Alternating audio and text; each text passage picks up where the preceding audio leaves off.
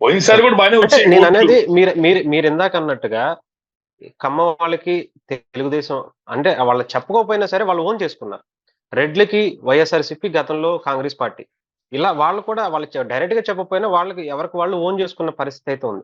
కానీ కాపులు మాత్రం ఇప్పుడు అంటే గతంలో లేదు కానీ ఇప్పుడు వాళ్ళకంటూ ఒక పార్టీ వచ్చినప్పుడు ఎందుకని ధైర్యంగా మేమొచ్చి ఈ అంటే పవన్ కళ్యాణ్ గారు సీఎం అభ్యర్థా, ఇంకొక అభ్యర్థా అని పక్కన పెడితే మీరు డిసైడ్ చేయాలి కదా! మీరు గట్టిగా మాట్లాడాలి కదా! అని.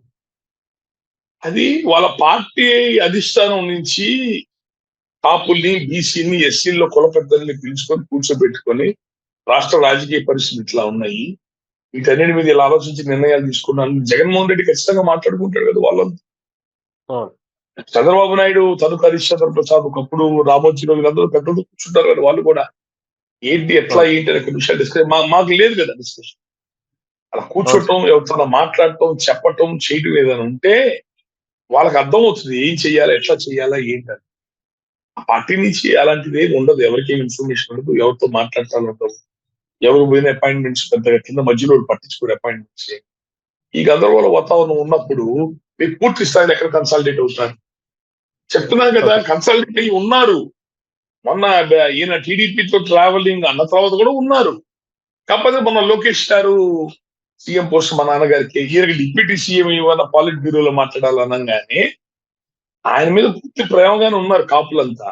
కానీ ఎప్పుడైతే ఆయన అవమానపరిచే విధంగా మాట్లాడుతున్నారో వీళ్ళు హర్ట్ అవుతారు. కానీ అలాంటప్పుడు మీరు అంటే ఇప్పుడు ఆ హర్ట్ వీళ్ళ హర్ట్ అయ్యింది వైసీపీ క్యాష్ చేస్తుంది. అవును. అది బికాస్ కాపులు దే ఆర్ ఎమోషనల్ పీపుల్. అంటే చాలా ఆ ఒక్క ఆవేశపరులు. వార్డుతో ఒక్క కాపులు నిమిషం. వెనక్కి తగ్గిపోయారనుకోవచ్చా? కాపులు చాలా ఎమోషనల్, ఆత్మాభిమానం కలిగిన వాళ్ళు. పోయినసారి చంద్రబాబు నాయుడుకి తీసి పెట్టిన కారణం చెప్పంటారా? చంద్రబాబు నాయుడు పవన్ కళ్యాణ్ ఇంటికి వెళ్ళి చేతులు పట్టు, నాకు హెల్ప్ చేయండి 2014. అవును. ఇంకేం అడగల. మనోడిని చేతులు పట్టుకున్నట్రా మనం చేద్దామని చేశారు. ఇప్పుడు ఏం చేశారు? చంద్రబాబు నాయుడు ఇంటికి 4 సార్లు పిలిపించుకున్నాడు పవన్. ఇవన్నీ మా వాళ్ళు కొద్దిగా ఎట్లా ఉంటుందంటే, ఈ డబ్బు లేకపోయినా బతుకుతారు, పదవులు లేకపోయినా బతుకుతారు, ఆత్మగౌరవం తగ్గుతుందంటే బతకాలి. దీనికి ఇప్పుడు మీ కారణాలు లోకేష్ బాబు మన ఈ మధ్య ఇప్పుడు డిప్యూటీ సీఎం వాళ్ళది మా పాలిట్ బ్యూరోలో మాట్లాడు. సరే మీ పార్టీ ఉందే? నేను అడదాకా పవన్ కళ్యాణ్ అడ్డం పడకపోతే మీ పార్టీ ఉండేదే? తను వచ్చి గట్టి కూర్చుంటుంది కదా మీ పార్టీ అందరూ బయటకు వచ్చింది ఇళ్ల నుంచి. అలాంటి మాటలు మాట్లాడచ్చా? ఎలక్షన్ ముందు అట్లాంటి మాటలు మాట్లాడచ్చా? ఇది కుక్కడపల్లిలో ఏమో ఖమ్మోళ్ళంతా తెలుగుదేశం జెండాలు కట్టుకొని కండవాలు వేసుకొని కాంగ్రెస్ పార్టీతో తిరిగారు, జనసేన కంటెస్ట్ చేస్తారు. ఇవన్నీ తెలియకుండా ఉంటాయా కాపులకి? ఇద్దరి మధ్య గ్యాప్లు వస్తే రావా? అంటే ఇవన్నీ మీరు పరిగణలో తీసుకోరా?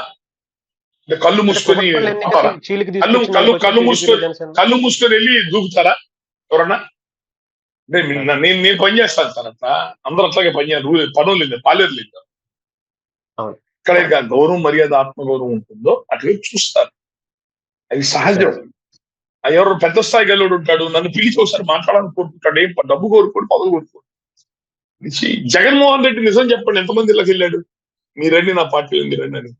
సజ్జల రామకృష్ణారెడ్డిని, విజయసాయి రెడ్డిని ఎంతమంది ఇళ్ళకి పంపించాడు? మన పార్టీలో రండి, నేను జాబ్ చూసుకుంటామని. అవునా కాదా? అవును సార్. నిజమే. మరి అట్లా చేసే కదా వాళ్ళు పార్టీ అధికారులు వచ్చింది. మరి మన దగ్గర గ్రౌండ్ వర్క్ ఎక్కడ ఉంది? కింద ఎవరు పట్టించుకుంటున్నారా? అయ్యింది లేవు కదా. ఆటోమేటిక్ గా ఏమవుతుందంటే అప్పుడు వైసీపీ ఎన్కరేజ్ చేసుకుంటుంది ఇలాంటివన్నీ రెచ్చగొట్టి.